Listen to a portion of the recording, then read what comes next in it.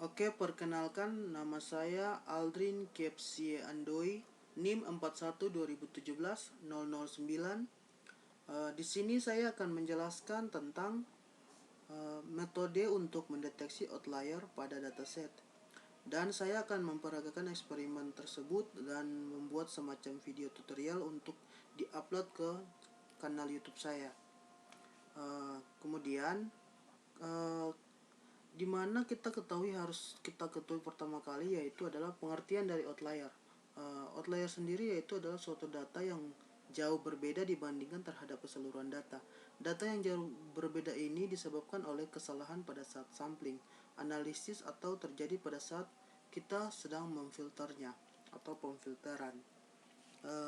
Metode yang saya gunakan pertama di sini yaitu adalah metode standar deviasi atau metode standar deviation, di mana standar deviasi yaitu nilai statistik yang dimanfaatkan untuk menentukan bagaimana sebaran data dalam sampel serta seberapa dekat titik data individu ke mean ataupun rata-rata nilai sampel. Oke, di sini saya telah membuat codingannya. Saya taruh di Notepad. Kemudian saya akan copy dan saya paste di bagian in Jupyter Notebooknya. Kemudian saya running, dan dapat kita lihat di sini adalah outlier yang terdeteksi dari dataset yang ada yaitu 29. Yang kedua yaitu non outliernya dengan observasinya 9971. Itu adalah output dari metode standard deviation.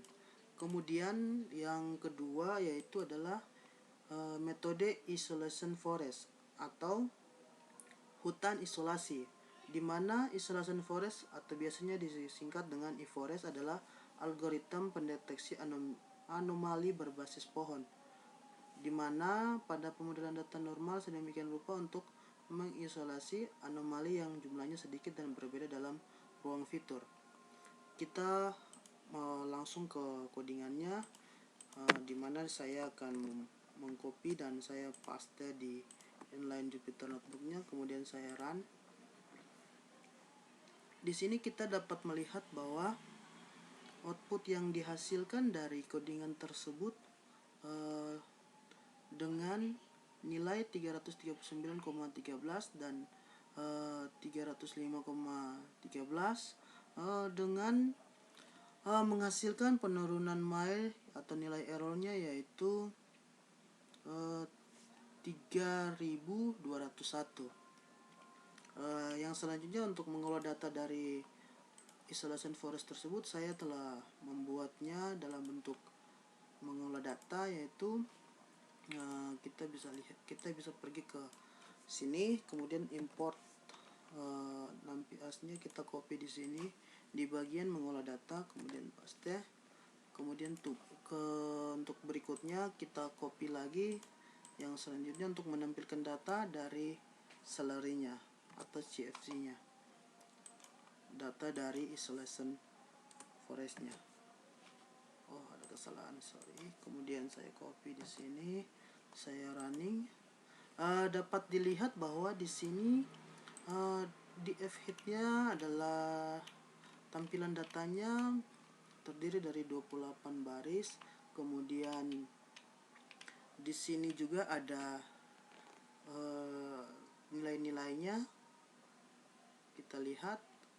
Dan dari hasil ini saya akan membuatnya dalam bentuk histogram. Saya pergi ke notepad-nya, kemudian saya akan copy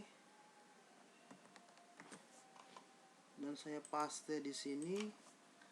Kemudian saya akan running, dan di sini dapat kita lihat bahwa dari hasil nilai-nilai ini atau value ini didapatlah sebuah plot show, yaitu nilai tertinggi dari bagan yang ini yaitu nilainya yaitu 100. Kemudian diikuti dengan nilai 80 dan seterusnya. Kemudian metode yang terakhir adalah metode ketiga, yaitu metode dari ellipse envelope atau minimum conversion determinant. Saya copy copy dan saya akan paste pada bagian metode ellipse envelope-nya. Kemudian saya running, tunggu hingga hasilnya keluar. Di sini dalam kasus ini kita dapat melihat bahwa metode ellipse atau envelope ellipse ini mengidentifikasi dan menghapus hanya 4 outlier dan menghasilkan penurunan dari nilai MAE dari 3417 dengan baseline ke 3388. Ini adalah hasilnya.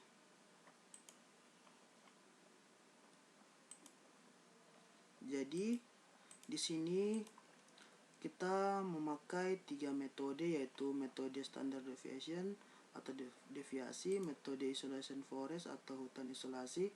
Kemudian kita mengolah data dari isolation forestnya ke dalam bentuk histogram.